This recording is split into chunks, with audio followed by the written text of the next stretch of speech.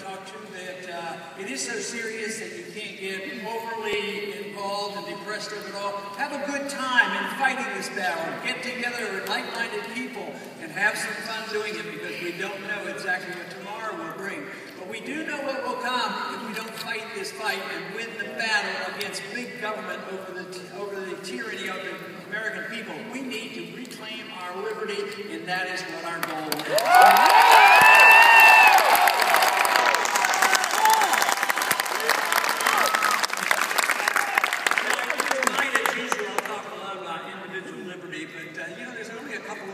That you have to understand. One is you have to reject the temptation to tell other people what to do with their lives and their money. All of us. We don't need to tell other people what they should do with their lives or their money.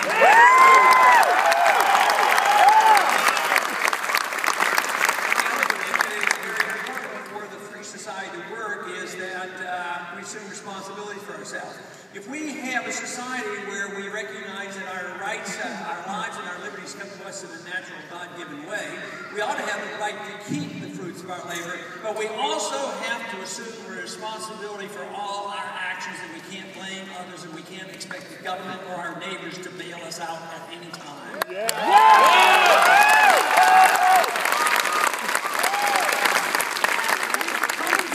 long way from that. The best test of a free society has been the United States. And we had the freest society, we had the richest society, we had the largest middle class, we had the most wealthy middle class ever. To tell you the truth, it's not that way anymore. The middle class is shrinking, and people who are in the middle class have a lot of debt because they're bearing the burden of the debt of the whole country. So the middle class is shrinking, and because we don't have this free society where people assume responsibility for themselves, what we have is a redistribution of wealth by special interests. And that worked for a while because we were so rich, and the country was able to redistribute wealth and not cause too much harm. But now we've reached the end stages. Productivity is down. The wealth of the nation no longer exists. All we have is debt. We have wars that are going on that shouldn't exist. And therefore, what they're doing in Washington is special interests, and it's on both sides of the aisle, are fighting for power and trying to redistribute the remaining portion of our wealth. That has to end because the wealth is ended. And the worst part of this has been in Washington that there's no recognition. They will not be honest with themselves and say that we have a spending problem, we have a debt problem, we have a government problem, and the solution can't be found by expanding the government and spending more money. That's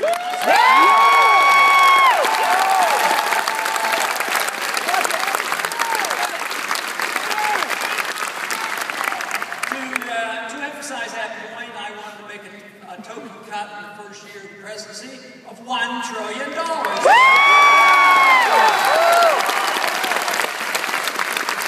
This week we heard the alternative budget. I don't think too many here would probably expect that the current president is going to offer us a budget with less government and less spending. But you would hope that the other party, their budget would do some good. Now the budget was offered this week. The Ryan budget actually spends less money than Obama's budget. But to me, it's so little and too late. It decides that it's going to cut proposed increases but not real spending, and that the budget might get balanced in 30 years. That can't be serious. And one of the reasons why they don't get serious, they're not asking the right question. They think this is a budgetary problem where, well, we cut here and there and tinker here and cut back on this, it's going to happen. But it isn't a budgetary problem. It's a philosophy of government problem. So,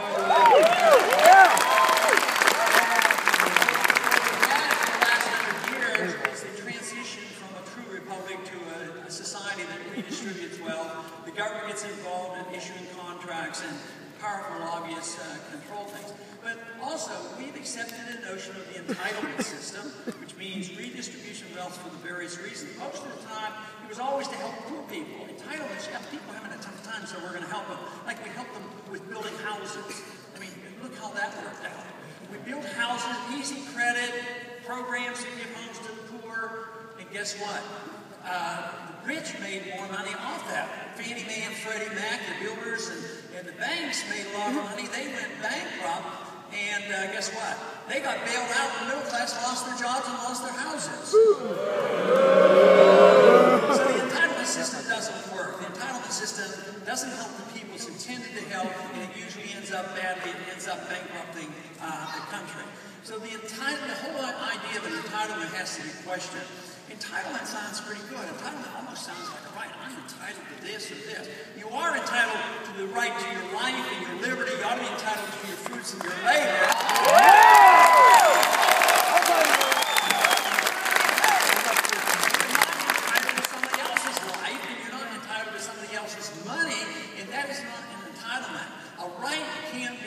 Somebody demands or insists on or forces people to give you. You should have a right to your life, but not to somebody else's life. And this is the big difference. You have to challenge that. Is that the role of government? To protect entitlements, or is it to protect your liberty? The Constitution says to protect your liberty, not to institute entitlement. All right!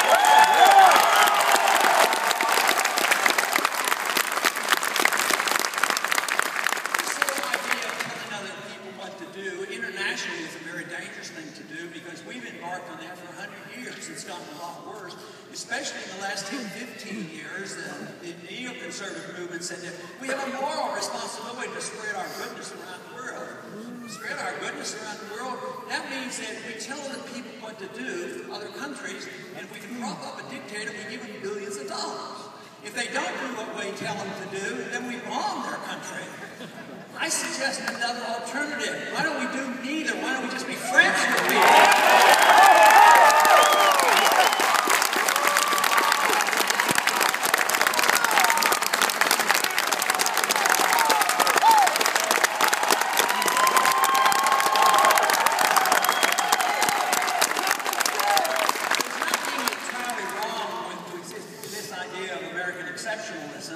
Because in many ways, if you look at our entire history, we have been an exceptional nation. We did have the freest society, we had sound money and property rights, and we did quite well. But this idea that we continue to be the only exceptional nation, and we have this moral authority to promote it and spread it by force, that doesn't add up. So if we do have good values, it's all canceled out if you decide to occupy a country and bomb a country. You're no longer exceptional. You're exceptionally misled is what we are now. Yeah.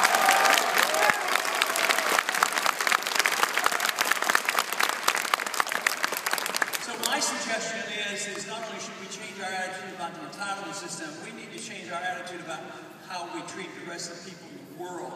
I would say we should follow the founders' advice. We should follow the Constitution. We should have a strong national defense. And evidently the military personnel right now believe that I'm on the right track because I get...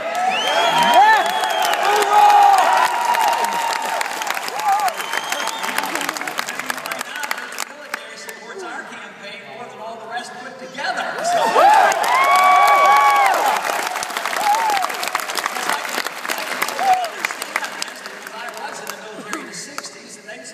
such good years. That was during the Vietnam War, and there was a lot of nonsense going on there. We fought for 10 years, 60,000 of our people died, it cost us a lot of money, it ushered in the 1970s, which was stagflation, no jobs, and high inflation rate, and yet we continue to do these same things over and over again. But what we should think about is a policy of the Constitution means have a strong national defense. But how strong does that mean? Should we listen to the advice of Eisenhower when he said, be careful, don't let the war profiteers run the show. And this is what's happening. All right. Yeah. It's the military-industrial complex where they want more and more weapons. We have more weapons than everybody else put together. What country is on the verge of invading us? You know, this whole idea that we have to be fearful and that some third world country that doesn't even have an army or a navy or a weapon, that we have to go to war against them even though they don't have anything. It doesn't make any sense.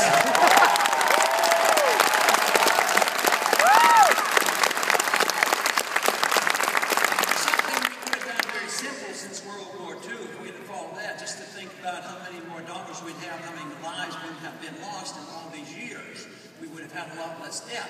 And that is, follow the rules. The rules say that a president is not allowed to go to war unless there's a declaration of war made by the Congress endorsed by the people. Don't go to war unless there's a declaration.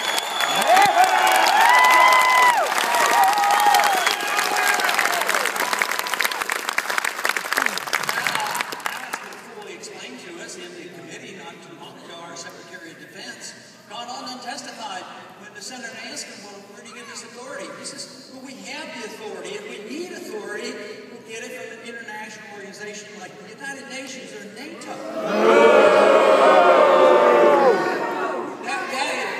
That is morally wrong. It's unconstitutional. It actually violates the UN and NATO charter because it says you can't go to war unless you go back to your Congress and you get your permission. So they're violating the same rules. But they're making these declarations.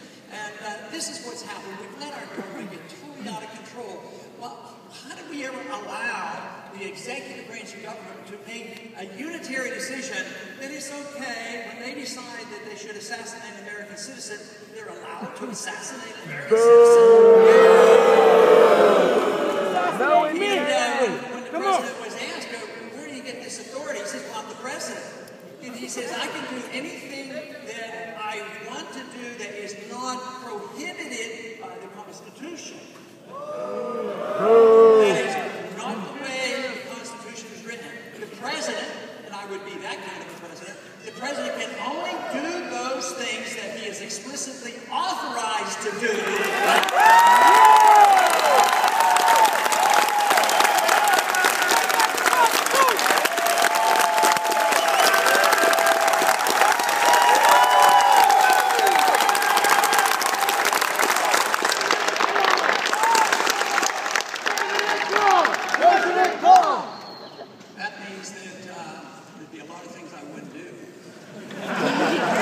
I would not execute executive orders to get around to Congress to pass laws. All right. This very week, the President signed a new executive order having to do with the Defense Appropriation Act, the defense military, emergency military powers, which was on the books since 1950. But he rewrote them and wrote an executive order before these emergency powers were written there. If you share unconstitutional, I've been arguing against this for years. But they give the power to the president to nationalize everything in case of international crisis with war. But he rewrote it, renegotiated it with an executive order and said, even domestic people, he can make these declarations. He went from doing it international people to domestic people, and which means that if the law is supposed to point to what the president believes, that he can nationalize everybody and anybody if there is an emergency by him.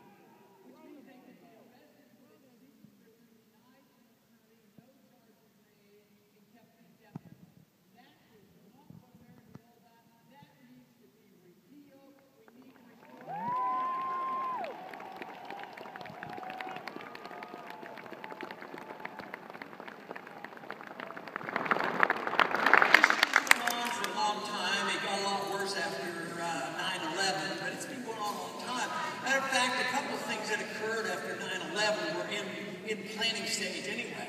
One was called the Patriot Act. Anybody ever hear of the Patriot Act? Well, the Patriot Act had been floating around.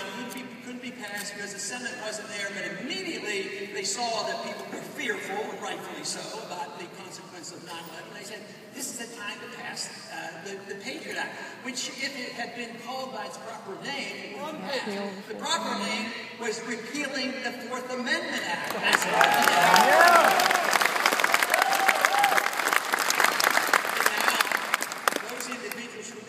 Investigations at the federal level can write their own search warrants.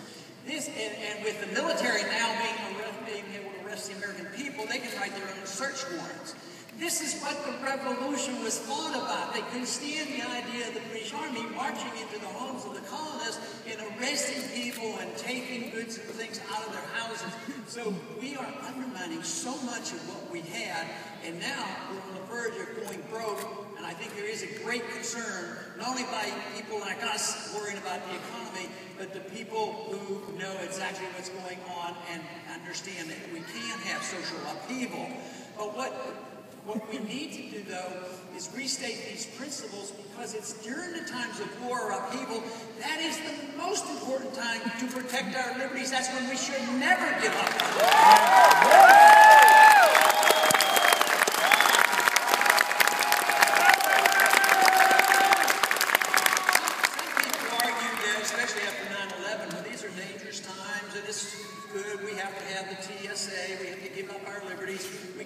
Safe.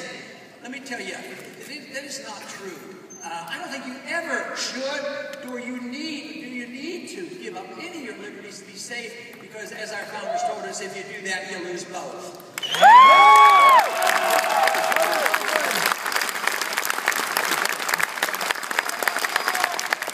This idea of the wasteful spending overseas, the intervention overseas, and this pretense that we can tell the people how to live and how the government is supposed to tell us what to do here at home, it doesn't work. It doesn't work. It does so much more harm.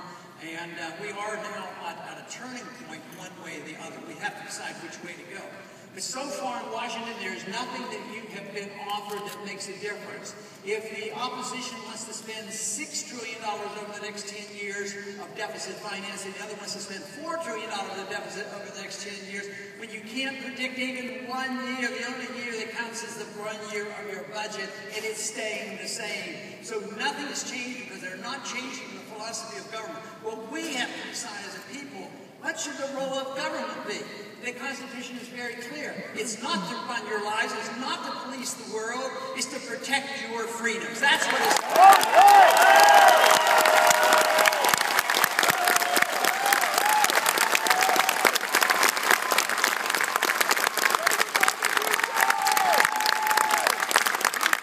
slipping and sliding for a long time. This administration certainly has taken us rapidly in the wrong direction, and it would be good to change this administration. There is no doubt about it. You'd have a new president, but it's been going on a long time. It actually really started in the Progressive era 100 years ago. 1913 was a bad year. Look at what happened in 1913. First off, they gave us the 16th Amendment. I would say that when the Republic returns, we'll have the repeal of the 16th Amendment. We won't have an income tax.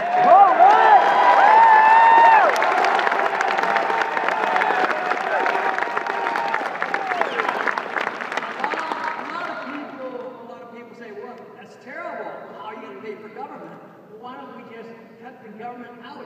Where the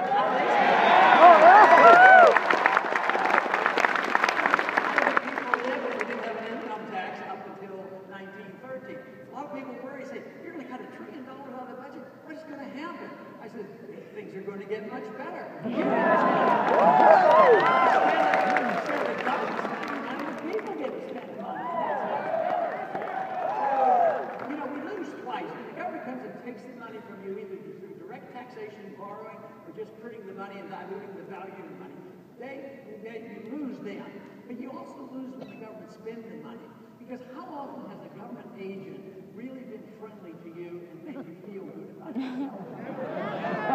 I mean, you know, when the IRS agents knocks on the door, we've come to look at your records, you know, that makes you feel really good. You have to prove yourself innocent to any agency of government, and you're guilty until proven innocent. So, no, the government hurts its right. They take our money, and then they produce these regulations illegally. because the executive branch is not supposed to write regulations. They're laws of the land. There's no authority for them to do that. So we get hit twice. But if you think of taking that money out, instead of seeing this as a negative, we say, instead of what?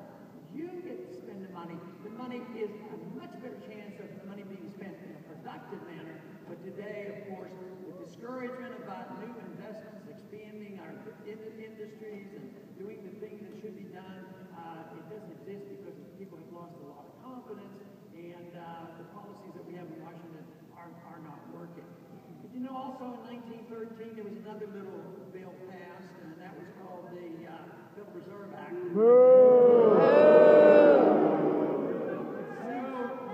When we see the return of our republic, we will have a bill and pass a bill that repeals the Federal Reserve Act.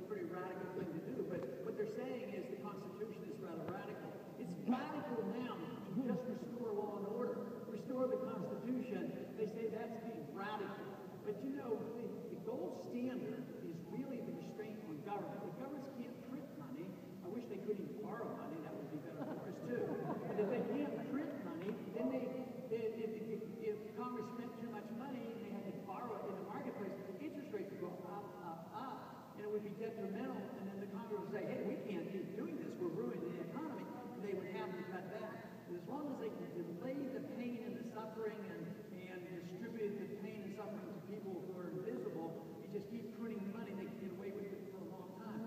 That's how the entitlement system gets going. That's how we fight these wars, always with inflation, debasement of the currency. Now, the Federal Reserve doesn't have a very good record.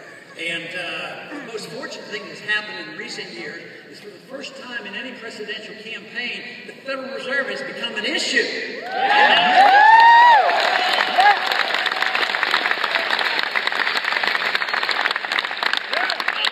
They're supposed to have a mandate to have full employment. You know, real unemployment today is about 22%, so they failed there.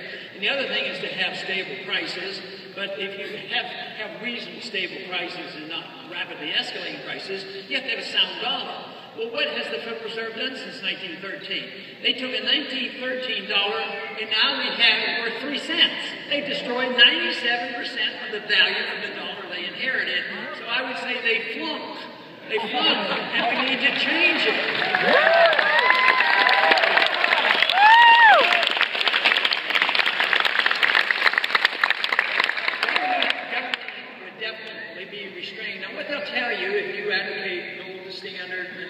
You know, you're going back to the Dark Ages.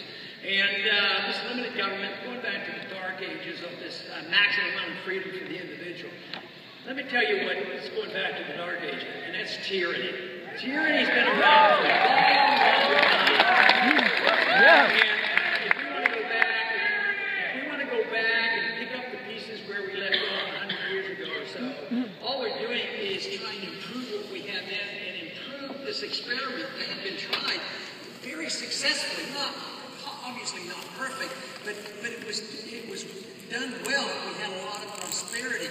But going back to say that we're going back to ancient times is an illusion, because we've had dictatorships and pharaohs and kings. That's been most of history. That's the way most of the world is run today, is by dictatorship. And today, we're on the verge of having a dictatorship by a 51% vote that can suppress the rights and values of the 49%.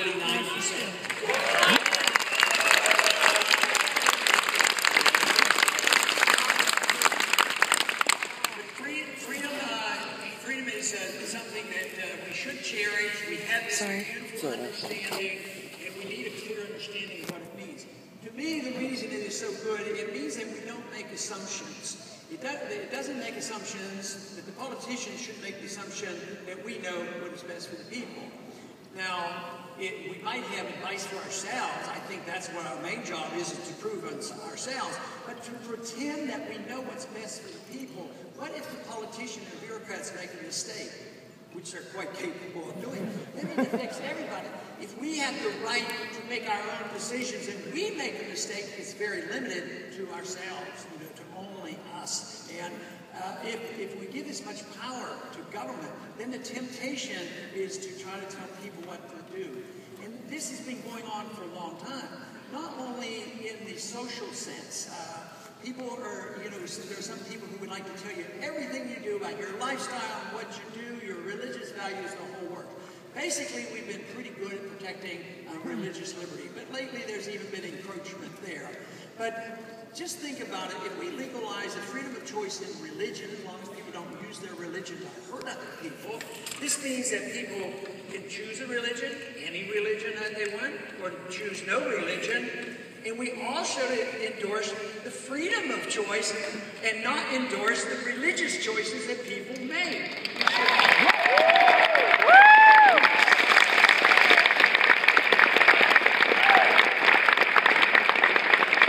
People have always thought, and they get uncomfortable, that tolerating other people's choices mean that you endorse what they do.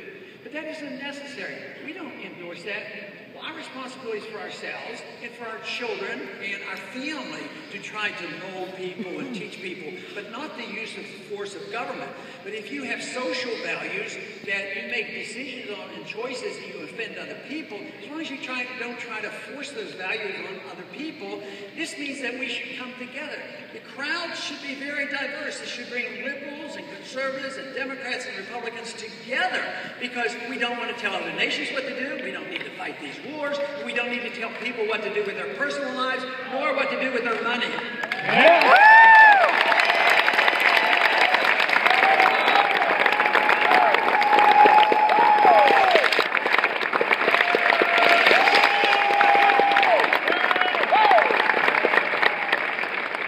I think this spirit is alive and well and growing by leaps and bounds from my viewpoint of traveling around the country.